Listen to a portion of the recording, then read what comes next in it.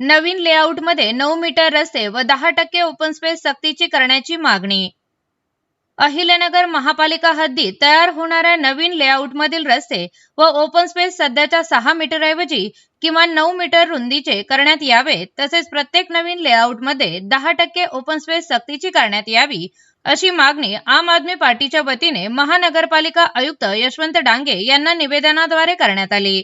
शहराची लोकसंख्या झपाट्याने वाढत असल्याने भविष्यात मुलांना खेळण्यासाठी मैदान उपलब्ध राहणार नाहीत, तसेच नागरिकांना सामाजिक, सांस्कृतिक व धार्मिक कार्यक्रमासाठी मोकळ्या जागेची आवश्यकता भासणार असल्याचे निवेदनात नमूद करण्यात आले आहे।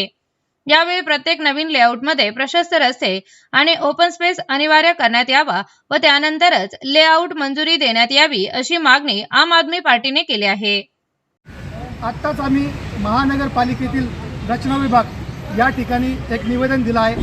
त्या निवेदनाचा उद्देश आणि अर्थ एवढाच आहे, अहिल्यानगर शहर हे सुटसुटीत व्हावे।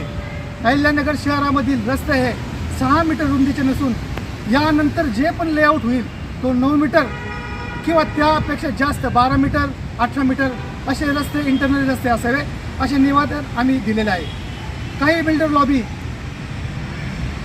दबाव आणतात आणि असे लेआउट करतात की त्यामध्ये ओपन स्पेस टाकला जात नाही। ते निवेदनामध्ये हे लिहिलेलं आहे की जो पण लेआउट होईल त्यामध्ये 10% कंपल्सेशन ओपन स्पेस असावा। त्याचा फायदा सर्वसामान्य जनतेला फ्युचरमध्ये होईल।